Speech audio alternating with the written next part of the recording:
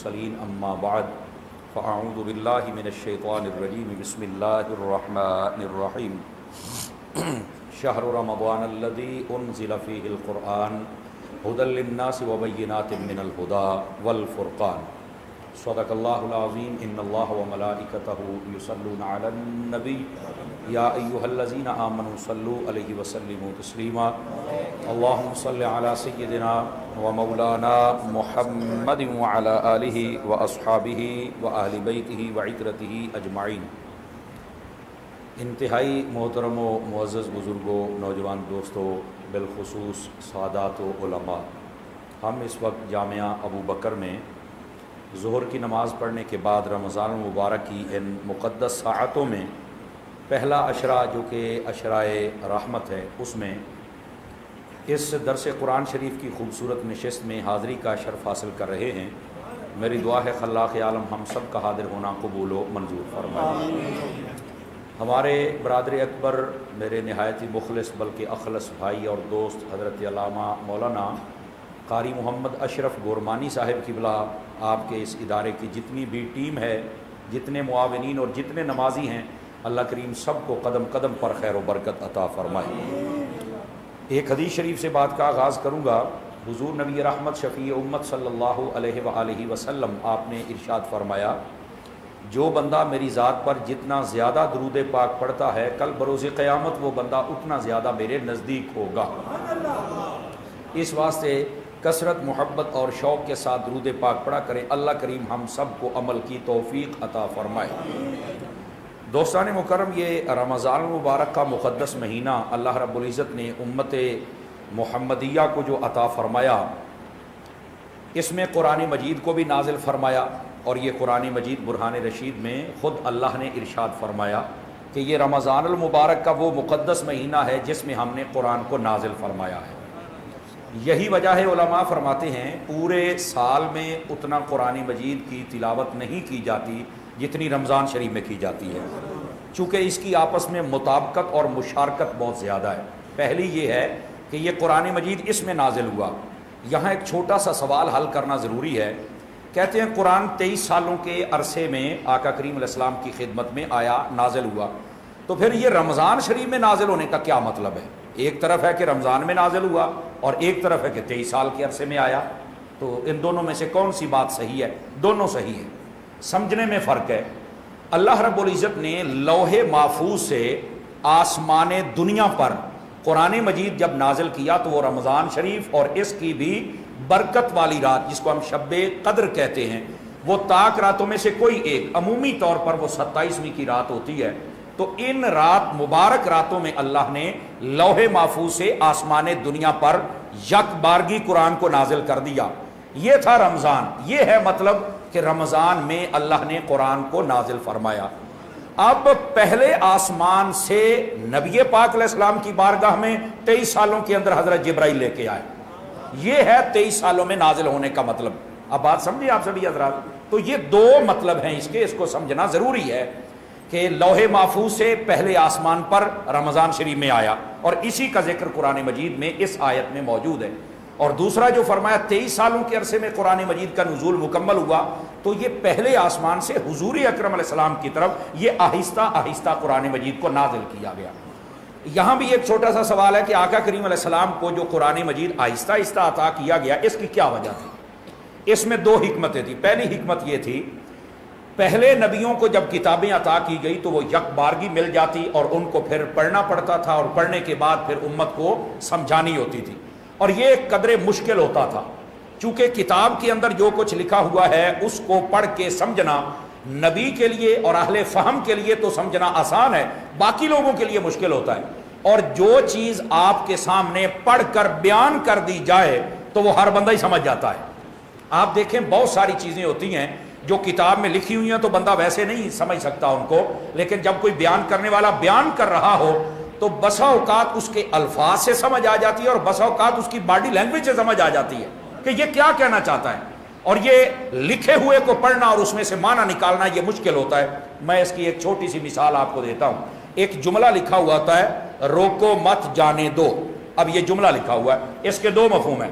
ایک ہے روکو مت جانے دو، دوسرا ہے روکو مت، جانے دو. اب دو مطلب نکلا ہے نا. یہ آپ کو کیسے پتا چلے گا؟ جب کوئی آپ کو پڑھ کے سنائے گا، آپ کے سامنے جب پڑھا جائے گا تو آپ خود بخود تعین کریں گے کہ یہاں کیا مطلب بیان ہو رہا. تو قرآن مجید جو پڑھ کر ہمیں عطا کیا گیا آقا کریم علیہ السلام کی زبان اقدس سے، جبرائیل کی زبان اقدس سے، یہ امت مصطفیٰ کے لیے آسانی کر دی گئی ہے. یہ پہلی بات. اور دوسری بات یہ ہے 23 سالوں کے عرصے میں جو قرآن مجید برہان رشید تشریف لایا، یہ ہمارے لیے امت مصطفیٰ کے لیے آسانی ہے. وہ کس اعتبار سے؟ ہمارا دین ہے دین فطرت، ہمارا اسلام فطرت ہے. اب فطرت کس کو کہتے ہیں؟ ایک تو یہ ہے کہ اس کی فطرت کا معنی ہوتا ہے ابتدائی طور پر، حقیقی طور پر کسی چیز کا اچھا ہونا، محبوب ہونا، پسندیدہ ہونا. اور دوسرا یہ ہے کہ جیسے انسانی فطرت ہے نا کہ پہلے یہ بچہ ہوتا ہے، اس کے بعد تھوڑا سا بڑا ہوتا ہے، پھر بڑا، پھر بڑا، پھر بڑا. تو پہلے جب بچہ ہوتا ہے تو دودھ پیتا ہے، پھر کسٹرڈ، پھر سیریلیک، پھر اس کے بعد چوری، اور اس کے بعد روٹی، اور اس کے بعد وہ سب کوئی کھاتا ہے. اسی طرح ہماری فطرت کے مطابق اللہ نے یہ قرآن عطا کیا. یکدم نہیں ہمارے اوپر ہر چیز مسلط فرمائی، نہیں. پہلے قرآن مجید کی کچھ آیات جن میں صرف ایمان لانے کا حکم تھا، جب ایمان مکمل ہو گیا پھر آیات طیبات جس میں وضو کا حکم تھا، وضو پر عمل ہو گیا پھر آیات طیبات جن میں نماز تھی، نماز پر حکم ہو گیا پھر آیات طیبات جن میں جہاد تھا، جہاد پر حکم ہو گیا پھر آیات طیبات، حج تھا، حج پر حکم ہو گیا. یعنی آہستہ آہستہ یہ قرآن مجید ہماری فطرت کے مطابق ہے. یکدم آپ جتنے بیٹھے ہیں، اگر آپ میں سے کوئی بندہ سر پہ جناب پگڑی بھی رکھ لے، داڑھی بھی رکھ لے، 5 نمازیں بھی شروع کر دے، تہجد بھی شروع کر دے، روزانہ کا 1 پارہ بھی شروع کر دے، تسبیح بھی شروع کر دے، بہت اچھی بات ہے. لیکن اس پر استقامت ملنا یہ مشکل بات ہوتی ہے، یہ مشکل ہے. اور اگر آپ آہستہ آہستہ کریں کہ پہلے آپ نے داڑھی شریف رکھی اور صرف نماز شروع کی ہے، اس کے بعد آپ نے سال بعد یا 6 مہینے بعد آپ نے امامہ شریف رکھ لیا، پھر آپ نے سال 6 مہینے کے بعد تہجد شروع کر لی ہے، پھر سال 6 مہینے کے بعد آپ نے خیرات کا معاملات، آپ اس طرح آپ کریں گے تو آپ پکے ہو جائیں گے. یہی وجہ ہے ہمارے رمضان شریف کا جب مہینہ آتا ہے تو ہمارے ماحول میں بہت زیادہ لوگ مسجد میں آتے ہیں نمازیں پڑھنے کے لیے، لیکن باقی 11 مہینوں میں وہ رونق وہ نظر نہیں آتی. ایسے ہی ہے نا. اس کی وجہ کیا ہے؟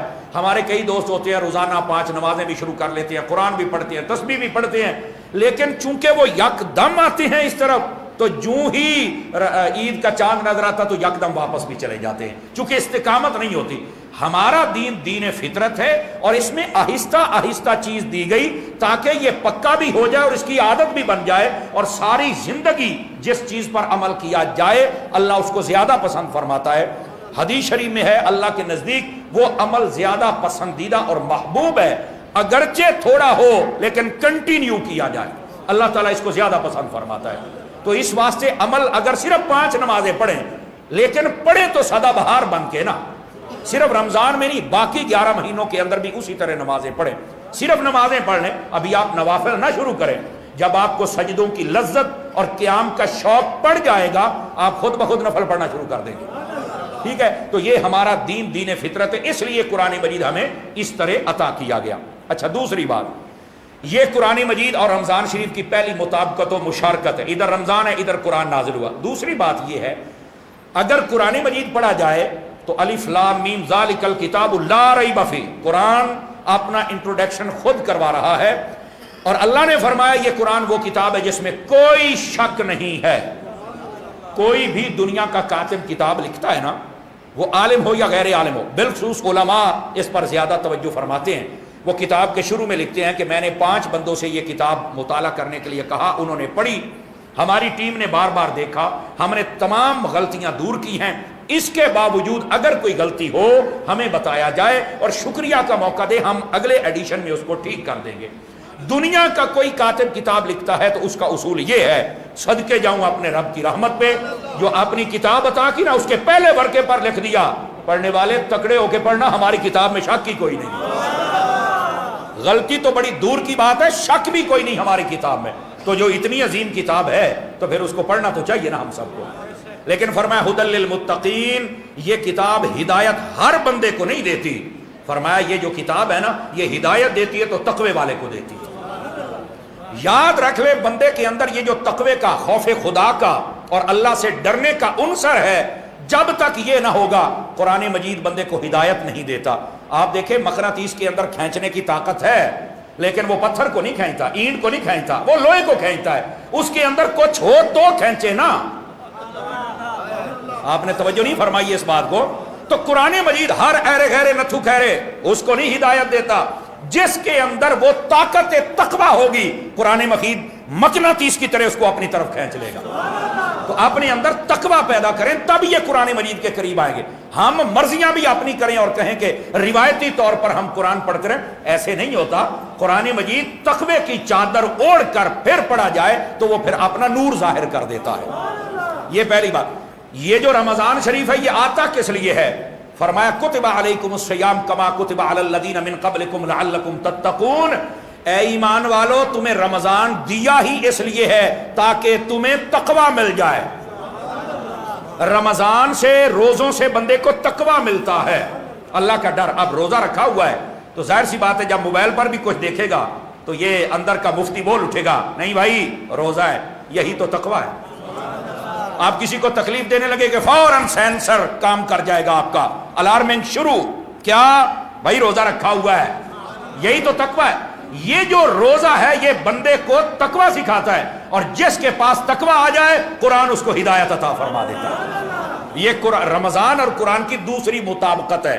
پہلی یہ کہ نازل اس میں ہوا، اور دوسری یہ ہے کہ یہ تقوی اور تقوی والوں کو ہدایت ملتی ہے، اور تیسری مشارکت یہ ہے، نبی پاک علیہ السلام نے فرمایا الصیام والقرآن یشفعان للعبد یوم القیامہ، فرمایا لوگو یہ رمضان اور قرآن یہ قیامت والے دن تمہاری شفاعت فرمائیں گے۔ جیسے رمضان تمہاری شفاعت کرے گا ویسے بھی قرآن بھی تمہاری شفاعت کرے گا۔ ویسے نبی پاک علیہ السلام نے فرمایا قیامت والے دن سب سے پہلے انبیاء شفاعت کریں گے، اس کے بعد شہداء شفاعت کریں گے، اور اس کے بعد فرمایا علماء شفاعت کریں گے۔ یہ میرے آقا کریم علیہ السلام نے ارشاد فرمایا، اور بہت ساری اور چیزیں بھی ہیں جن کے بارے میں میرے آقا کریم علیہ السلام نے فرمایا یہ بھی قیامت والے دن شفاعت کریں گے۔ مثال کے طور پر خانہ کعبہ شفاعت کرے گا، یہ مسجدیں یہ شفاعت کریں گی، بلکہ فقیہ بول رہے ہیں سمرقندی رحمت اللہ علیہ، آپ نے لکھا ہے یہ مسجدیں قیامت والے دن یہ سمندری بحری جہاز ہوتا ہے نا، بیڑا سفینہ، اس کی طرح بڑی ہو کر آئیں گی، اور فرمایا کہ ان کو چلانے والا کون ہوگا؟ فرمایا جو تمہاری مسجد کا ایک خطیب ہوگا، جو آپ کی مسجد کا خطیب اور امام ہے نا وہ اس کا ڈرائیور ہوگا، اور اس کے اندر بٹھانے والا جو سواریاں بٹھانے والا وہ کون ہوگا؟ فرمایا تمہارا مؤذن ہوگا، مؤذن بلا بلا کے کہا گا آ جاؤ بیڑا تیار ہو گیا ہے جنت میں جانے کے لیے۔ یہ فقیہ ابو اللہ سمرقندی نے لکھا ہے۔ تو یہ قیامت والے دن جو مساجد ہیں یہ بھی شفاعت کریں گی، اسی طرح قرآن شفاعت کرے گا، کعبہ شفاعت کرے گا، حجر اسود بھی شفاعت کرے گا، بلکہ حدیث شریف میں ہے حجر اسود کو اللہ کا دایاں ہاتھ کہا گیا ہے۔ آواز کمزوروں والی ہے آپ کی۔ حجر اسود کو اللہ کا دایاں ہاتھ کہا گیا ہے، جیسے اس کی شیء نشان، حالانکہ وہ ہاتھ پاؤں سے پاک ہے، لیکن فرمایا کہ یہ اللہ کا رحمان کا دایاں ہاتھ ہے، اور فرمایا کہ یہ حجر اسود کو قیامت والے دن اللہ تعالیٰ آنکھ بھی دے گا، زبان بھی دے گا، کان بھی دے گا، شعور بھی دے گا، فہم بھی دے گا، ادراک بھی دے گا۔ اسی طرح کعبے کو یہ میدان محشر میں ہر اس بندے کی شفاعت کریں گے جس نے ایمان کی حالت میں ان کا بوسہ لیا، یہ شفاعت کر کے جنت میں لے کے چلے جائیں گے۔ یار یہ پتھر شفاعت کر سکتا ہے تو میرے محبوب نہیں کر سکتے ہیں؟ آقا کریم علیہ السلام سے جب پوچھا گیا حضور کتنے لوگوں کی آپ شفاعت کریں گے، تو میرے آقا کریم نے فرمایا انی اشفع یوم القیامت لامتی لاکثر مما علی وجہ الارض من شجر وحجر ومدر، فرما لوگوں قیامت والے دن اتنے لوگوں کی شفاعت کروں گا اتنے تمہاری دنیا پر درخت نہیں ہیں، اتنے درختوں کے پتے نہیں ہیں، اور اگلی بار پہ تو کمال کر دیا، فرمایا اتنے کنکر نہیں ہیں جتنوں کی شفاعت کر کے ہم جنت میں لے کے جائیں گے۔ یہ بس اوقات لوگ شفاعت کے بھی منکر ہو جاتے ہیں، نہ جانے کس کی شفاعت کے منتظر ہوں گے، یہ میرے محبوب ہی شفاعت فرمائیں گے۔ کعبہ شفاعت کرے گا، قرآن کو اللہ تعالیٰ زبان عطا کرے گا، رمضان کو عطا کرے گا، اور یہ اللہ کی بارگاہ میں اپنا مقدمہ پیش کریں گے۔ روزہ کہے گا باری تعالیٰ یہ سارا دن میری وجہ سے بھوکا رہتا تھا اور تجھے راضی کرنے کی کوشش کرتا تھا، میری شفاعت اس کے حق میں قبول فرما، اللہ فرمائے گا جا ہو گئی قبول۔ قرآن کہے گا باری تعالیٰ یہ فضول باتیں نہیں کرتا تھا، مجھ سے بڑی محبت کرتا تھا، تو اللہ فرمائے گا جا تیری بھی شفاعت ہم نے اس کے حق میں قبول فرما لی۔ تو اس واسطے یہ قرآن مجید اور رمضان کی مطابقت و مشارکت ہے کہ یہ دونوں شفاعت کریں گے، اس لیے جتنا ہو سکے قرآن مجید کی تلاوت بھی فرمائیں اور رمضان کے روزے بھی شوق کے ساتھ رکھا کریں۔ اچھا یہ جو روزے ہوتے ہیں یاد رکھیے، بظاہر تو لگتا ہے کہ صبح کے ٹائم سے ہم نے کھانا پینا چھوڑ دینا ہے اور شام کی اذان تک ہم نے کھانا پینا نہیں ہے، بظاہر تو ایک بھوک کا پیریڈ چل رہا ہوتا ہے بظاہر، لیکن حقیقت میں کیا ہے؟ چائنا کا ایک ڈاکٹر ہے، اس نے تازہ ریسرچ کی ہے، وہ کہتا ہے انسانی جسم کے اندر وہ بیکٹیریاز جو کینسر پیدا کرتے ہیں، کینسر بناتے ہیں، وہ بندہ خود مار سکتا ہے۔ کہا وہ کیسے؟ کہتا اگر 365 دنوں میں سے صرف 20 دن، کتنے دن؟ 20 دن، only 20 days، بندہ 10 گھنٹے کے لیے نہ کچھ کھائے نہ پیے، اس بندے کو کینسر نہیں ہوگا، وہ بیکٹیریا سارے مر جاتے ہیں۔ میں نے کہا بیٹا تو یہ تحقیقیں کرتا رہے، میرے محبوب نے ہمیں مہینہ پورا روزوں کا عطا فرما دیا ہے۔ نعرہ تکبیر، نعرہ رسالت، نعرہ رسالت۔ تو 30 دن رمضان شریف کی ہوتے ہیں، 30 دن صبح کے وقت کھانا پینا بند اور شام کے وقت ہم نے اذان کے وقت کھانا پینا۔ یہ چھوٹے سے چھوٹا دن بھی ہونا تو یہ 10 گھنٹے کا پیریڈ تو ہوتا ہے، اور ابھی جیسے گرمیاں چل رہی ہیں 12 13 14 گھنٹے تک بھی چلا جاتا ہے، اور اگر 9 گھنٹے کا دن ہو جائے تو پھر بھی ہمارے 30 دن وہ پیریڈ ہمارا پورا ہو جاتا ہے۔ تو اس کا آج ڈاکٹر ریسرچ کر رہے ہیں کہ جو بندہ 20 دن بھوکا رہے، وہ 10 گھنٹے اپنے معدے میں کوئی چیز داخل نہ کرے، اس کو کینسر نہیں ہوگا، وہ سارے بیکٹیریاز خود بخود مر جائیں گے۔ دیکھو یار ہمیں عبادت کا ثواب بھی مل جاتا ہے، کینسر سے بھی بچ جاتے ہیں۔ اب سمجھ آ رہی ہے آپ حضرات کو کتنی بڑی اس کے اندر ہمارے لیے ایک صورت فائدے کی رکھی گئی ہے؟ پہلی بات۔ اب دوسری بات توجہ طلب ہے، یہ جو رمضان شریف ہے نا، یہ صرف بھوکا رہنے کا نام نہیں ہے، بلکہ اگر آپ اولیاء اور صوفیاء کو پڑھیں نا تو وہ فرماتے ہیں کہ یہ بھوک اس لیے ہے تاکہ سرمایہ داروں کو اور تندرست بندے کو اور پیسے والے کو پتہ چلے بھوک کہتے کس کو ہے۔ جب اسے پتہ چلے گا پھر غریبوں کی طرف توجہ کرے گا۔ سمجھ آ رہی ہے نا؟ ہمیں جب تک کسی بات کا احساس ہی نہیں ہے تو ہم کیسے؟ دیکھو نا پنکھے چل رہے ہیں، باہر کوئی بندہ دھوپ پہ کھڑا پہ گرمی بہت ہے، بھائی تو کہہ سکتا تجھے لگ رہی ہے، ہمیں تو لگ ہی نہیں رہی، تو ہم کیسے کہیں گے؟ ہمیں دھوپ پر اگر کھڑا ہونا پڑے تو پھر احساس ہوگا۔ یہ رمضان شریف یہ صرف بھوک کا نام نہیں ہے، بلکہ یہ دوسروں کی بھوک کے احساس کا نام بھی ہے، اور یہی وجہ ہے کہ فرمایا رمضان شریف کے اندر فطرانہ بھی ادا کیا کرو۔ یہ کیا ہے؟ فرمایا اگر اپنی بھوک کا احساس ہو گیا تو ان کی بھوک کا بھی انتظام کر لے۔ سمجھ آ رہی ہے میری بات کی؟ گرامی قدر یہاں ایک مسئلہ اور بھی سن لیجئے، یہ فطرانہ اپنی ذاتی حیثیت کے مطابق ہوتا ہے، مالی کیٹیگری کے حساب سے۔ امیر ترین اس سے لو، اس سے لو، اس سے لو، 4 درجے علماء نے بیان فرمائے۔ اگر سب سے امیر ترین ہو تو اسے چاہیے کشمش، اس اعتبار سے 2.5 کلو اپنا طرف سے فطرانہ ادا کرے، اور وہ کم و بیش ایک بندے کی طرف سے 6,000 روپے بنتا ہے۔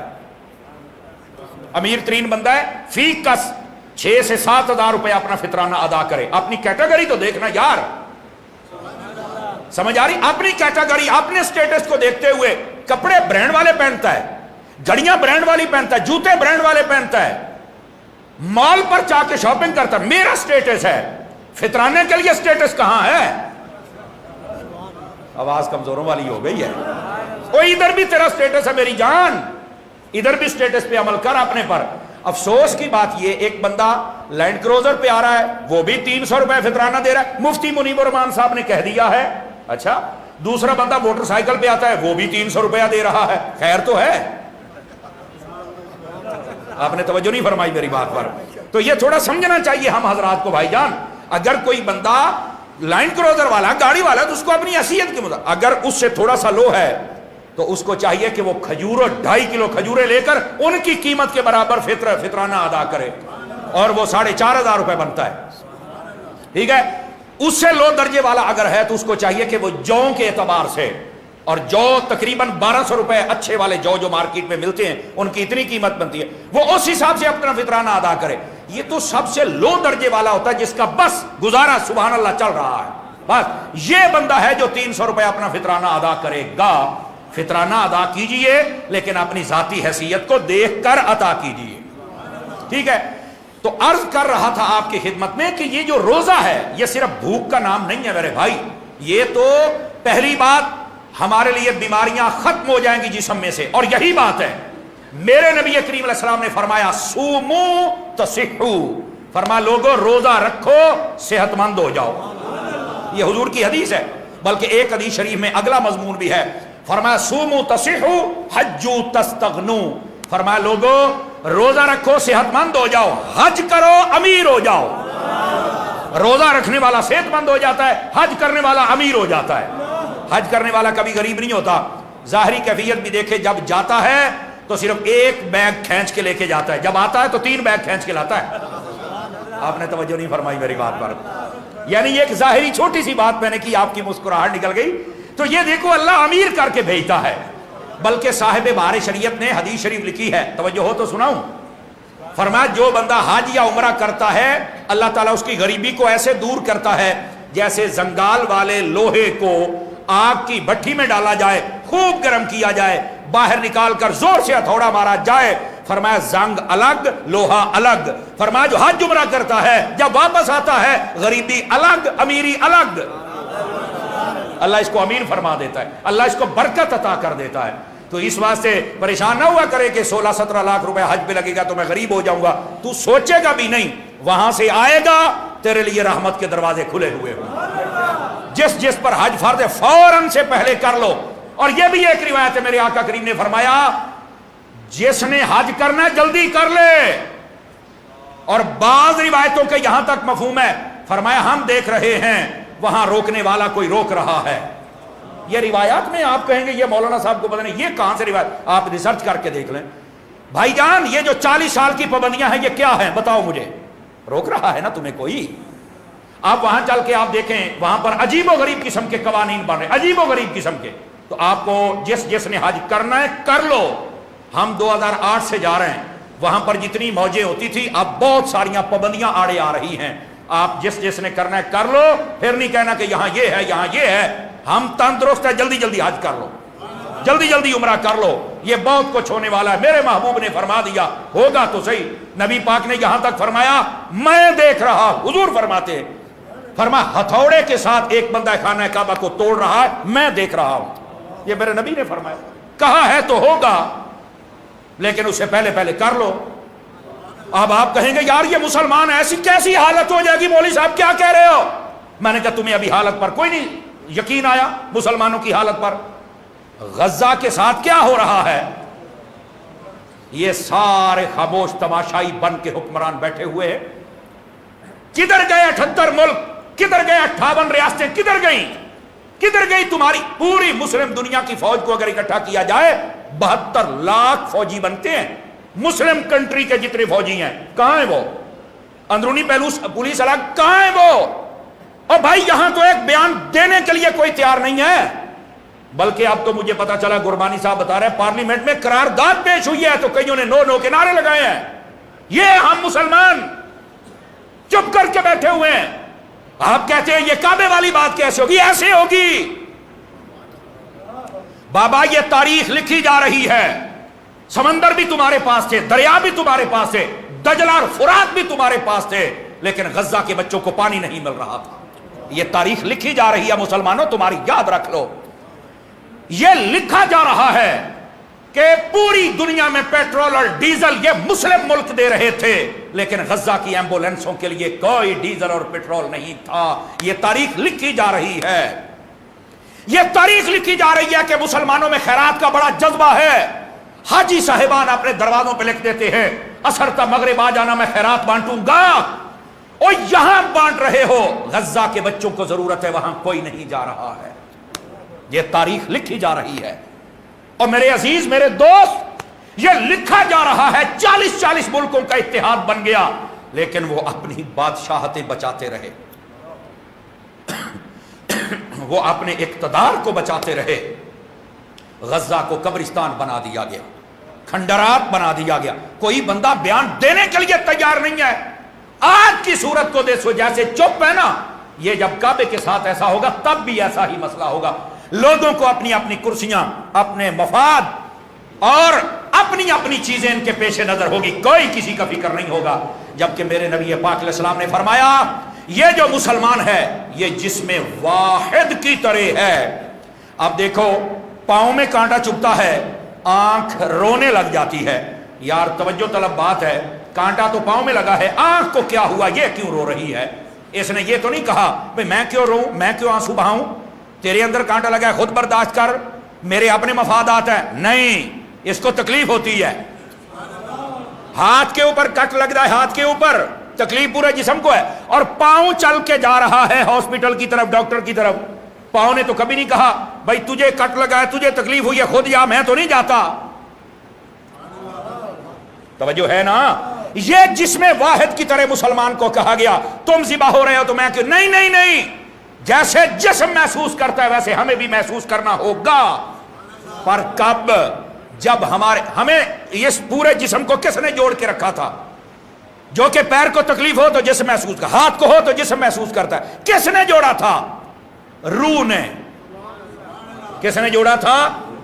اب جب روح نکل جائے تو آپ جتنے مرضی کاٹ لگاتے رہیں, کبھی آنکھ نے آنسو بہائے ہیں؟ روح ہی نکل گئی ہے, مردہ ہو گیا ہے. ہم کائنات میں جتنے بسنے والے مسلمان ہیں, ہمیں جوڑنے والی چیز کا نام اسلام ہے. اب ہمارے اندر سے اسلام ہی جب نکل گیا, نام کے مسلمان رہ گئے. جیسے جسم سے روح نکل گئی, فارغ ہو گیا, ناکارہ ہو گیا, ہماری زندگیوں سے اسلام نکل گیا. نام. اب جو ہمارے پارلیمنٹ میں لوگ بیٹھے ہیں, ان کو ایت الکرسی نہیں آتی, انا تو انا کل کوثر سنانے لگتے ہیں, پتہ نہیں کیا بک بک کرتے ہیں. اور ان سے پوچھ لو دنیا میں کنجر کتنے بستے ہیں, یہ سارے بتائیں گے. خود انہی کے مرید ہے نا. سمجھ آ رہی ہے میری بات کی؟ سب بے غیرتیوں کا پتہ ہے, نہیں پتہ تو دین اسلام اور قرآن کا نہیں پتہ. یہ حکمرانوں کا حال ہے. اور پچھلی قوم جن کو کالج یونیورسٹیوں کو منہ دکھا دیا گیا, آپ کو کیا, آپ کے موٹیویشنل اسپیکر ایک سے ایک بڑھ کے جاہل ہوتے ہیں, پینٹیں پہنی ہوئی ہیں, لڑکیوں کے ساتھ بیٹھے ہوئے ہیں, موٹیویشنل اسپیکر ہے. اور جب ایسا جاہل داڑھی منڈا فاسق و فاجر پرلے درجے کا کمینہ تمہیں دین سکھائے گا, کیا دین سیکھو گے؟ اس کی باتیں میٹھی ہیں لیکن خود اس کا سارا مجسمہ بد عمل بر بے عمل ہے. ایسا دین نہیں ہے. دین ویسا سیکھو جیسا مصطفیٰ کے منبر سے آیا تھا. یہاں جی ہم موٹیویشنل اسپیکر ہیں, میں نے کہا تم سے بڑا بد عمل کوئی نہیں ہے. تمہیں شوق چڑھ گیا ولاگر بننے کا, ایک ایک بات پکڑ کے بڑے تبصرے کرتے ہیں, خود بے عمل ہوتے ہیں. دین پھیلانا ہے تو بیٹا ایسے پھیلا جیسے حضرت عطار مولانا الیاس قادری صاحب پھیلا رہے ہیں. کم از کم دین پھیلا رہے ہیں, مجسمہ بنے ہوئے ہیں. پہلے عمل کر کے دکھاتے ہیں, پھر دین آگے پھیلاتے ہیں. لوگوں نے تماشا بنایا ہوا, باتیں کر کے کمنٹس حاصل کرنے کے لیے. بڑی بات کہی ہے, بات کرنا کمال نہیں ہے, عمل کرنا کمال ہے. ہماری زندگیوں سے اسلام رخصت ہو گیا ہے, نام کے مسلمان رہ گئے ہم لوگ بھائی جان, نام کے. جیسے روح نکل گئی, آج دیکھ لو جسم بالکل ناکارہ ہو گیا. ہماری زندگیوں نے ہمیں جوڑ کے رکھا تھا اسلام نے, آج اسلام نکل گیا. کوئی پوچھ نہیں رہا افغانستان کو, کوئی نہیں پوچھ رہا برما کو, چچنیا کو, کشمیر کو, کوئی نہیں پوچھ رہا اس غزہ کے مسلمانوں کو, فلسطین کو, قبلہ اول کو, کوئی نہیں پوچھ رہا. بلکہ جنہوں نے پوچھنا تھا جو قریب ہیں وہ کسی اور کی جھولیوں میں چل کے ان کے نعرے لگا رہے ہیں. جنہوں نے پوچھنا تھا وہ آج کہتے ہیں ہم تو فلاں کو ایکسپٹ کریں گے, فلاں کو کریں گے. یار کیا کر رہے ہو؟ اصل میں اسلام نے جوڑا ہوا تھا. جب اسلام ہی لوگوں نے اپنے مفاد کا نام سمجھ لیا تو پھر یہ لوگ کیسے جڑ سکتے ہیں؟ اور پھر ہوتا کیا ہے آپ دیکھیں, جب جسم سے روح نکل جائے نا, روح تو بسا اوقات ہوتا ہے کہ اس کے اندر پمپنگ کر دی جائے, تھوڑا پمپنگ کر کے نا, تھوڑا جی یہ وینٹیلیٹر پہ ہے. میں نے کہا وینٹیلیٹر والا حال ہی ہے. سمجھ آ رہی ہے؟ لیکن وہ ہوا بھری جا رہی ہے, روح تو ہے نہیں, آرٹیفیشل طریقے کے ساتھ. ہم مسلمانوں آرٹیفیشل طریقے کے ساتھ جوڑا گیا ہے. لیکن حقیقت یہ ہے اگر اسلام کا نفاذ دنیا میں کسی جگہ ہوتا, ایک جگہ سے اعلان ہو جاتا کہ اسرائیل والوں اپنی بدماشی بند کر لو ورنہ مسلمان جہاد کے لیے آ رہے ہیں, ایک مرتبہ اعلان ہو جاتا, ہر چیز بالکل سیٹ ہو جاتی. لیکن آج یہ تو بیان دینے کے لیے تیار نہیں, یہ تو قرارداد پاس کرنے کے لیے تیار نہیں. یاد رکھو میرا بیٹا, باری آنے والی ہے. یاد رکھ لو میری بات, یہ باری آنے والی ہے. اور جب آئے گی پھر تم چیخو گے, پکارو گے, کوئی نہیں تمہاری سنے گا. اور عوام ہماری تو آ چکی ہے, بجلی کے بل اور گیس کے بل سے تمہیں کوئی نہیں اندازہ ہوا, ہو جائے گا. آپ رمضان کے بعد صرف 2 مہینے گزار لیں, میری بات لکھ لیں. آپ جب پیٹرول شریف کی قیمتیں دیکھیں گے نا 400 کے قریب جاتے ہوئے, آپ کو لگ پتا جائے گا. آپ دیکھ لیں, مہنگائی کا وہ طوفان آنے والا ہے, آپ نے سوچا تک نہیں ہوگا. میں نے آپ کو کہا تھا یہ لوگ مفادیے لوگ ہیں, یہ پاکستان سے کھیلنے والے لوگ ہیں. اور آج دیکھ لو پاکستان کے ساتھ کیا ہو رہا ہے. کاش کہ ہم نے اسلام کو اپنایا ہوتا اور آج یہ ہمارے ساتھ حالت نہ ہوتی، لیکن ہمیں یہ نہیں سمجھ آتی۔ اب مولوی صاحب تمہیں تو پتہ ہی نہیں۔ میں نے کہا واقعی یہ بغیرتیوں کا مجھے نہیں پتا، مجھے حضور کے دین کا پتا ہے اور وہی بتا رہا۔ ہمیں واقعی بے حیائیوں کا نہیں پتا، ہمیں واقعی کمینیوں کا نہیں پتا، اور اللہ ہمیں نہ ہی بتائے۔ آمین تو کہہ دو نا حضرات۔ لیکن یاد رکھو اسلام کی طرف ایک دن آنا پڑے گا، لیکن تب بہت دیر ہو چکی ہوگی۔ آپ صرف 3 مہینے کا ویٹ کر لیں، 90 دن، سارے کہتے ہیں 90 دن میں دیتا ہوں، میں نے کہا 90 دن ہم بھی دے رہے ہیں۔ آپ جاؤ چیک کرو، آپ کو لگ پتا جائے گا تمہارے ساتھ ہوتا کیا ہے۔ گرامی قدر حضرات، کوئی نہیں پوچھے گا، ہماری باری آ چکی ہے۔ ہمیں بار بار کہا جاتا ہے نظام مصطفیٰ کے لیے آ جاؤ، ہم نظام مصطفیٰ کے لیے آگے نہیں آتے۔ نظام قرآن نظام مصطفیٰ ہے، نظام مصطفیٰ نظام قرآن ہے، اور آج اسی کو پیچھے ڈالا جا رہا ہے۔ اپنے قوانین بنائے ہوئے، ہمارا قانون یہ کہتا ہے، ہم تیرے قانون کو کیا کریں؟ اصل قانون تو قرآن کا ہے یا میرے مصطفیٰ کے فرمان کا ہے۔ اللہ ہمیں عمل کی توفیق عطا فرما دے۔ بات دور چلی گئی، بات سمجھانا مقصود تھا میرے بھائی۔ تو کہا یہ گیا ہے خانہ کعبہ کے ساتھ میں ایسا ہوتا دیکھ رہا ہوں، آپ کہیں گے مسلمان کا ہے، تو جو ابھی سے ناچنے گانے میں لگے ہوئے ہیں، کیوں حضرت جی ایسے ہی ہے نا، جو ابھی سے ناچنے گانے کے لیے وہاں تو گانوں کے فیسٹیول ہو رہے ہیں، وہاں تو سینمے کھل رہے ہیں، وہاں تو بت خانے کھل رہے ہیں، وہ کام کریں گے یا یہ کریں گے؟ اب بھائی کوئی پوچھنے والا نہیں ہوگا، یہ تو کوئی محمد بن قاسم جیسا آئے گا۔ سمجھ آ رہی ہے؟ وہ اب مائیں پتہ نہیں کب اور کیسے جنے گی میرے بھائی، لیکن ہوگا تو صحیح۔ لیکن اسی کے انتظار میں مت رہنا، خود بھی محمد بن قاسم بن کے دیکھ لو نا یار، خود بھی اس نہج اور طریقے پر آ جاؤ۔ بات دور چلی گئی، اصلاحی بات، تربیتی بات کرنا ہماری ذمہ داری ہوتا ہے، اور اچھی طرح آپ کے دل کے کانوں تک آواز پہنچانا بھی ہماری ذمہ داری ہوتا ہے۔ اس لیے بات آپ کی خدمت میں عرض کی۔ آخری گزارشات اور گفتگو کو ختم کرنے کی طرف آ رہا ہوں۔ میرے عزیز اور میرے بھائی، یہ جو رمضان شریف کا مہینہ عطا کیا گیا، پہلی بات تقویٰ، اور دوسری بات کہ اس کے اندر مطابقت و مشارکت، اور تیسری بات یہ رمضان کا روزہ صرف بھوک دینے نہیں آتا بلکہ غریبوں کی بھوک یاد دلانے آتا ہے، اور تیسری بات یہ رمضان ہمیں ڈسپلن سکھانے آتا ہے۔ صبح کے ٹائم کھاؤ، شام کے ٹائم کھاؤ، کتنی بہترین طبیعت رہتی ہے سارا دن۔ ہماری اصل طبیعت خراب تب ہوتی ہے جب ہم زیادہ کھاتے ہیں، بے ٹائمہ کھاتے ہیں۔ آپ ٹائم ٹیبل کے اعتبار سے پورا سورا کھانا شروع کر دیں، بہترین فٹ رہیں گے۔ آج کل اگر کوئی ڈاکٹر بیٹھا ہے آپ اسے پوچھ سکتے ہیں، رمضان شریف کے اندر مریض کم ہو جاتے ہیں۔ شوگر پیشنٹ ہے تو اس کی شوگر بھی کور میں آ جاتی ہے، بالکل لیول پہ آ جاتی ہے۔ بلڈ پریشر بہت زیادہ ہائی ہو تو وہ ایک الگ مسئلہ ہے، اور ان کو احتیاط بھی کرنی چاہیے، لیکن اگر تھوڑی بہت ہے تو میں یہ سمجھتا ہوں روزے رکھنا شروع کر دے۔ میرے محبوب نے فرما دیا سومو تسیحو، روزہ رکھو صحت مند ہو جاؤ۔ اللہ تعالیٰ صحت عطا فرما دیتا ہے، یہ روزہ وہ برکات عطا کرتا ہے۔ گرامی قدر حضرات، یہ تیسری بات یہ ہمیں ڈسپلن سکھانے آتا ہے، اور چوتھی بات یہ جو روزہ ہے نا، یہ ہمارا تزکیہ نفس کرنے کے لیے آتا ہے۔ سارا دن ہمیں یہ ہر قسم کی برائی سے روکتا ہے، صرف نہیں کھانے پینے سے نہیں، یہ ہمیں خواہشات نفس سے روکتا ہے۔ اور یہ احادیث میں باقاعدہ طور پر مضمون موجود ہے، شعب الایمان شریف پڑھ کے دیکھیں۔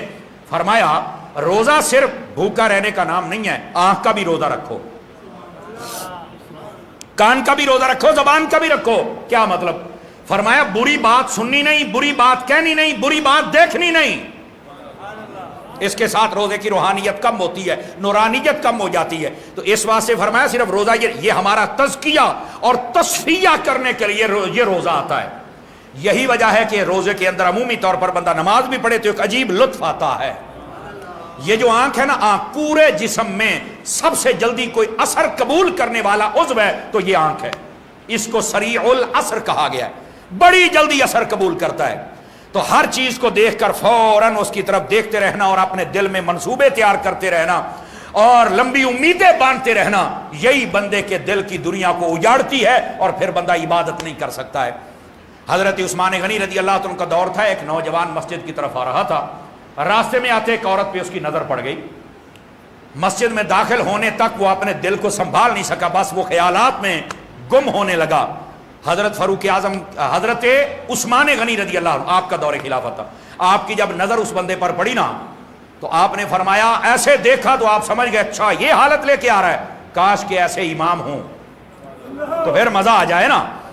آپ نے یوں دیکھا تو اس کی آنکھوں کے اندر وہ اثرات تھے۔ آپ نے فرمایا مالی اراکم کیا ہے کہ میں تمہیں دیکھ رہا ہوں کہ تمہاری آنکھوں کے اندر کچھ بدکاری کے اثرات ہیں. آپ نے جب یہ بات کی تو سارا مجمع ڈر گیا کہ یہ کیا ہوا, حضرت عثمان غنی نے کیا کہہ دیا. تو وہ نوجوان بیچ میں سے کھڑا ہو گیا, اس نے فوراً, اس کو پتا تھا مسئلہ تو میرا ہے, بالکل نہیں بتایا میرے ساتھ کیا ہوا. وہ کہتے ہیں اوحیم بعد رسول اللہ, کیا نبی کے پاس بھی وہی, نبی کے بعد بھی وہی آ رہی ہے؟ آپ کو کیسے پتا چل گیا؟ یہ تو غیب کی باتیں ہیں, اور غیب کی باتیں تو نبی کو پتا ہوتی ہیں, آپ کو کیسے پتا ہے؟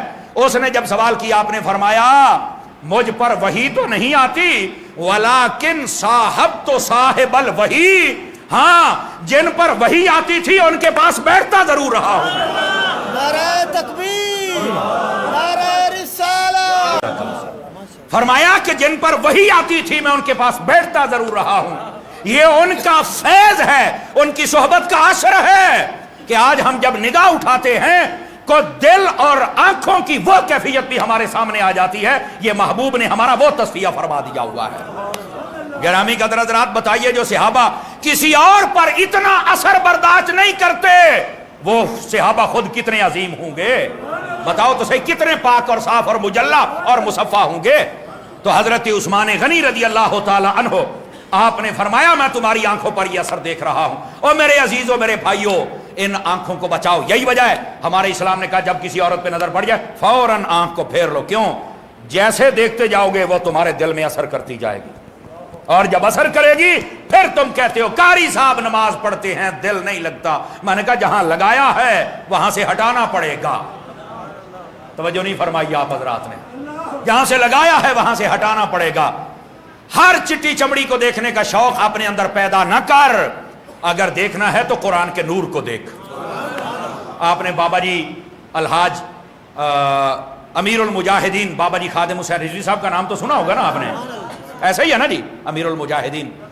آپ کے پاس ایک بندہ گیا اور جا کے کہنے لگا بابا جی آپ خوبصورت بہت ہیں, تو آپ مجھے بتائیں گے آپ کی خوبصورتی کا راز کیا ہے؟ مطلب کون سا پانی, کون سا لوشن, کون سا صابن آپ استعمال کرتے ہیں؟ بابا جی کہنے لگے میں قرآن کا حافظ ہوں. اس نے کہا میرے سوال کا جواب نہیں آیا. فرمایا کیا ہوا ہے؟ کہیں گے میں نے پوچھا آپ اتنے خوبصورت کیوں ہیں؟ فرمایا قرآن کا حافظ ہوں اور جب پڑھتا ہوں قرآن کھول کے پڑھتا ہوں. اس نے کہا میرے سوال کا جواب نہیں آیا, میں کہہ رہا ہوں خوبصورت کیوں اور آپ کہہ رہے ہیں میں حافظ ہوں میں کھول کے پڑھتا ہوں. آپ نے فرمایا بیٹے بات یہ ہے جب میں قرآن کھول کے پڑھتا ہوں نا, اب جملے کا لطف آپ نے خود لینا ہے. فرمایا نرا میں قرآن کو نہیں دیکھتا, قرآن بھی مجھے دیکھ رہا ہوتا ہے. فرمایا جب میں دیکھتا ہوں تو قاری بن جاتا ہوں, اور جب وہ مجھے دیکھ لیتا ہے تو میں خوبصورت ہو جاتا ہوں. آپ یہی بات ہے, جتنے علماء آپ کے یہاں قرہ حضرات مجمع میں بیٹھے ہیں یہاں سٹیج پر, آپ دیکھ لیں ان کے چہرے پر ایک عجیب قسم کا اطمینان اور نور اور ایک سکون ہوتا ہے.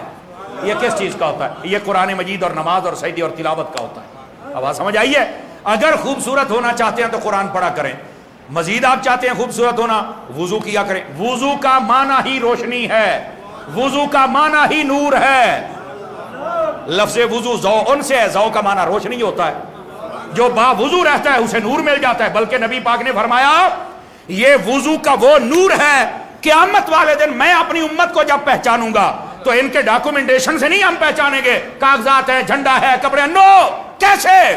فرمایا جو جو میدان معاشر میں چمکتا ہوگا میرا ہوگا. بخاری شریف میں حدیث موجود ہے, اور پورا امام بخاری نے چیپٹر قائم کیا باب غر المحجلین, چمکتے ہوئے چہروں والے. یا رسول اللہ وہ کیسے چمکیں گے؟ فرمایا دنیا میں جب تم وضو کرتے ہو جہاں جہاں وضو کا پانی لگتا ہے وہ چہرے پہ لگے, سر پہ لگے, یہاں لگے, پاؤں پہ لگے, قیامت والے دن تم چودھویں کے چاند کی طرح چمکو گے. اور جو جو چمکتا ہوگا ہمیں پتا ہوگا یہ بھی میرا, یہ بھی میرا, یہ بھی میرا, وہ بھی میرا. آپ وضو با وضو رہا کرے, دنیا میں بھی حسن اور چمک مل جائے گی اور قیامت والے دن بھی چمک مل جائے گی. اور یہ رمضان اور قرآن, اس سے محبت تو بہت ضروری ہے. حضرت مولا مرتضی مشکل کشا شیر خدا داماد مصطفیٰ حضرت علی المرتضی شیر خدا فرماتے ہیں, فرمایا کہ حضرت موسیٰ علیہ السلام کو اللہ نے فرمایا اے موسیٰ ہم نے امت مصطفیٰ کو 2 نور عطا کیے ہیں. فرمایا ان 2 نوروں کا فائدہ یہ ہوگا کہ یہ امت 2 اندھیروں میں نہیں رہے گی. پوچھا گیا اے باری تعالیٰ وہ 2 نور کون سے ہیں؟ اور وہ دو اندھیرے کون سے ہیں؟ فرمایا دو نوروں میں سے پہلا نور ہے قرآن کا نور جو امت مصطفیٰ کو عطا کیا گیا، اور دوسرا نور ہے رمضان کا نور۔ یہ دو نور ہیں۔ حضور وہ حضرت موسیٰ علیہ السلام کہتے ہیں باری تعالیٰ وہ اندھیرے کون سے ہوں گے جس سے یہ بچیں گے؟ فرمایا ایک قبر کا اندھیرا اور دوسرا حشر کا اندھیرا۔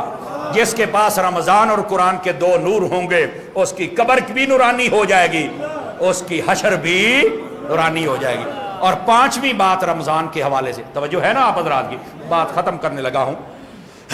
پانچویں بات اور بڑی سمجھداری والی بات ہے یہ۔ دیکھیے ہمارے یہاں جب ہم کوئی بھی چیز خریدنا چاہتے ہیں نا تو پہلے ہم دیکھتے ہیں کہ کوئی ان کا نا پیکج ہونا چاہیے سیل کا، 50% کا ہو جائے، 60 کا ہو جائے، 40 کا ہو جائے۔ بڑا برانڈ ہے تو کہتا ہے یار 20% بھی ہو جائے تو بڑی بات ہے، ایسا ہی ہے نا۔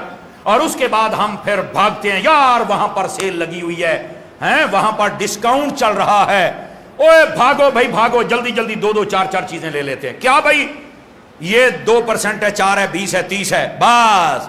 یہ جو رمضان شریف ہے نا یہ نیکیوں کی پتہ کتنی بڑی آفر ہے اور سیل ہے، ایک نیکی 70 گنا تک بڑھا دی جاتی ہے، 70 گنا تک، اتنی بڑی سیل۔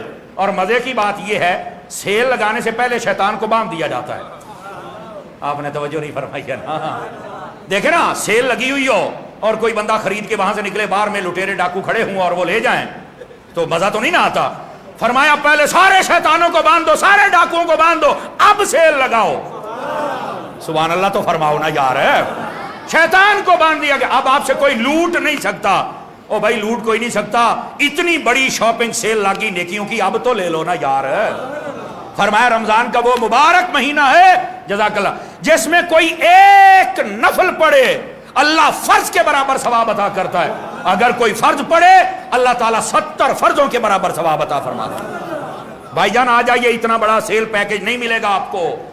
اور شیطان باندھ کے، اگرچہ الگ بات ہے اس کے شاگرد کھلے ہوئے ہوتے ہیں اور بڑی محنت کرتے ہیں، سارا دن عوام کو چونا لگانے کے بعد اثر کے بعد ہم نماز پڑھ کے آ رہے ہیں، بلے بھائی مہربانی کر آپ نماز بھی پڑھے اور قوم کو چونا بھی نہ لگاؤ، 2 نمبری بھی نہ کرو۔ یہ تاجر حضرات بالخصوص مہربانی کریں، آپ امت میں مہربانی کریں، اللہ تم پر مہربانی فرمائے گا۔ بات دور نہ چلی ہے، کیا میں امید کروں رمضان سے یہ نیکیوں کا پیکج ہم حاصل کریں گے؟ لو جی آخری وظیفہ حضور کا بتایا ہوا اور چھٹی آپ کو۔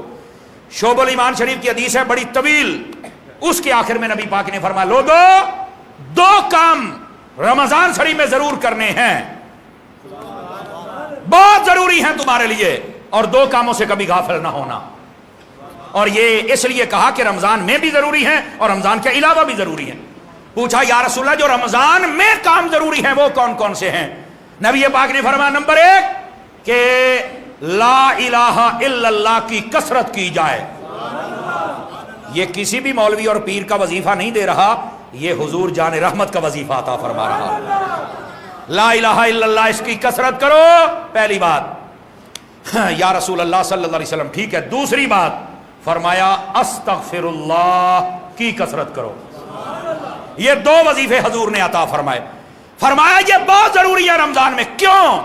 فرمایا اللہ تعالیٰ خوش بھی ہوتا ہے اور تمہیں معافی بھی عطا فرما دیتا ہے۔ لا الہ الا اللہ کی کثرت اور استغفر اللہ کی کثرت، پڑھتے رہیں، یہ وظیفہ ہے۔ اور دوسری بات فرمایا دوسری سے کبھی غافل نہ ہونا، یعنی رمضان ہو یا غیر رمضان کبھی غافل نہ ہونا۔ اور وہ کیا بات ہے؟ فرمایا ایک ہمیشہ جب بھی دعا کرنا اپنے رب سے جنت مانگنا، اس سے کبھی غافل نہ ہونا، جنت مانگتے رہنا ہے۔ اور دوسرا جب بھی دعا کرنا اپنے رب سے جہنم سے پناہ مانگنا، یا اللہ ہمیں جہنم میں داخل نہ کرنا۔ بعض لوگ تو اتنے تکڑے اور جری ہو رہے ہیں، وہ کہتے ہیں کیا جنت کیا دوزخ، ہم فلاں کے ساتھ جائیں گے جناب آگے، میں نے کہا کہیں جنت سے آگے نہ نکل جانا۔ تھوڑا بریک کے قدم رہے بھائی جان، تھوڑا مہربانی کرو نا یار، کدھر جا رہے ہو؟ تو تھوڑا حوصلے کے ساتھ کام کرے بھائی جان، اتنا تکڑے ہونے کی کون سی جنت؟ ہمارے پنجاب میں تو بڑی ملا کیڑی تیری جنت ہے، اے میں کیا وہی جنت ہے جنہیں سردار حسن حسین نے، وہی جنت ہے اور کون سی جنت ہے؟ یہ وہی جنت ہے سر سجدے میں رکھ کے میرے مصطفیٰ مانگا کرتے تھے، یہ وہی جنت ہے۔ خدا کا خوف کرنا چاہیے، جنت اور جہنم کو کبھی ہلکا نہ لینا۔ میرے محبوب نے فرمایا اس سے کبھی غافل نہ ہونا۔ تو کیا میں امید کروں جب بھی دعا کریں گے ہم جنت کی طلب اور جہنم سے پناہ مانگتے رہیں گے؟ اللہ ہمیں عمل کی توفیق عطا فرمائے۔ یہاں تقریر ختم ہو گئی، پیغام یہ ہے، یہ ہمارا جامعہ ابو بکر ہے۔